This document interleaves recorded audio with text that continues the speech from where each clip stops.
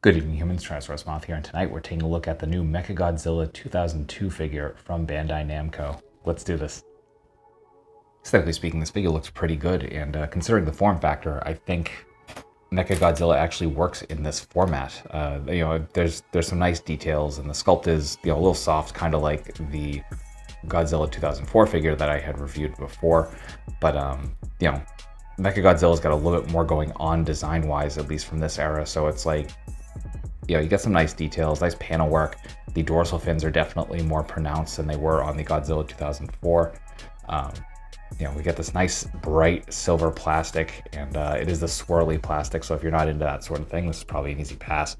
I happen to like it, so I think it's pretty cool. You get the red arrow here, you get the yellow eyes, the red line across the face. So some nice paint touches for what is basically just all silver plastic, and then obviously you get the touches of black for the kind of wires and stuff that are under that metal and paneling.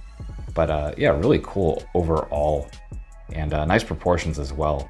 So it's really well done, I think, overall. So yeah, just a really decent looking figure. And much like the Godzilla 2004 figure, we get but one accessory, and that is this effect piece. And same as with that Godzilla, it is attached to the lower jaw, or the alternate lower jaw, as it were. You can see the peg a little bit smaller here. And then we get this electric effect, nice bright yellow, good sculpt going on there, very pliable as well. And that goes on by just removing the bottom jaw, which is a lot easier with this figure than it was with that Godzilla.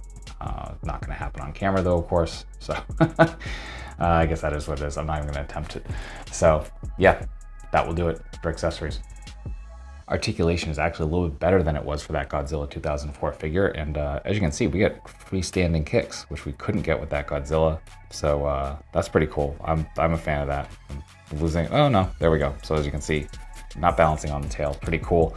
It's pretty much same articulation scheme though. So for the jaw, we're on that ball joint. We're closed. We can't close all the way, open about that much, and of course, a little side to side because that is a ball joint, but it doesn't go as crazy as the Godzilla did.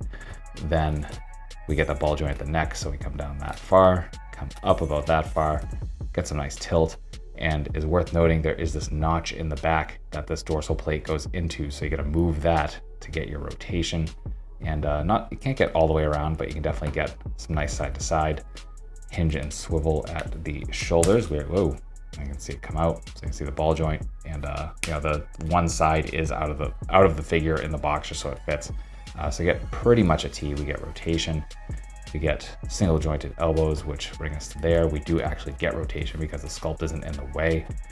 Then we get the ball joint at the wrist, so we go anywhere we want. Nothing in the torso. The legs come out about this far before we run the sculpt, so actually very nice. Front kick. Not quite as nice. Again, we are running into all of this sculpt. It's just going to happen, but still pretty respectable. We do get, oh, there you go. So there's the ball joint and the assembly there. So you can see how that works, and that just kind of snaps in.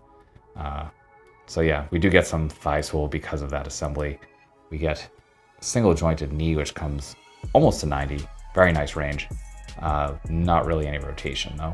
And then the feet are on a ball joint just like they were with Godzilla 2004. So we get about that much point. Really nice forward. And tiniest bit of rocker left and right. So that will do it for articulation. That will not do it for articulation because I forgot about the tail. I think I did on the Godzilla 2004 video as well. We do have a ball joint here at the base. So we can come up that far, down that far, side to side. We can rotate, of course. And then we get one other hinge here halfway, so of course we can rotate on that. We can move a little bit, but not a terrible amount. So that will do it for articulation.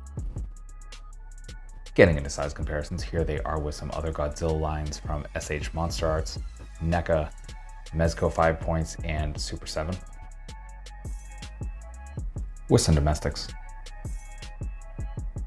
With some imports. With some monsters. Finally, with articulated icons Oni, yours truly in human form as a Valveverse Action Force figure. So my final thoughts on the Mechagodzilla 2002 figure from Bandai Namco is that this is a really fun figure. Definitely like it a little bit more than the Godzilla 2004 from this line. And, pardon me, just a little bit more articulation, more details just due to the character design in general. So yeah, just kind of a more fun piece overall. So I think if you're curious about this line, which it's just this wave right now between this Mechagodzilla and the other Godzilla, definitely pick this one up. It's definitely, I think, a better showing of what's possible, and kind of excited to see where they go with future waves if this does well enough. So yeah, definitely wish you the best in finding this, and I hope that you found this review informative and somewhat entertaining. If you did, I hope to see you back. But really, at the end of the day, I just hope that you're well, hope that all of your toy dreams come true, and most importantly, I hope that you and yours stay weird, simians.